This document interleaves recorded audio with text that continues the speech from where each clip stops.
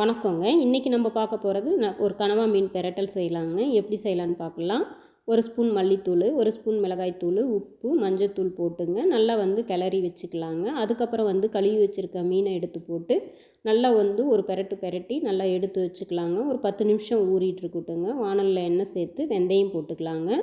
கருவேப்பிலை, கட் பண்ணி வச்சுருக்கிற பூண்டு, இஞ்சி, பெரிய வெங்காயம் எல்லாம் போட்டு நல்லா வதங்கி வந்ததுக்கப்புறங்க ஒரே ஒரு தக்காளி அடித்து வச்சுருக்கோம். அதையும் போட்டு எண்ணெய் பிரிஞ்சு வந்ததுக்கப்புறங்க கழுவி வச்சுருக்க கனவா மீனை எடுத்து போட்டு நல்லா பெரட்டி ஒரு 10 நிமிஷம் மூடி வச்சிடலாங்க. மூடி வச்சதுக்கப்புறம் நல்லா வெந்து வந்துடுங்க. இது ரொம்ப நேரம் வேகக்கூடாதுங்க. ஒரு 10 நிமிஷத்தில் ரெடி ஆகிடும்.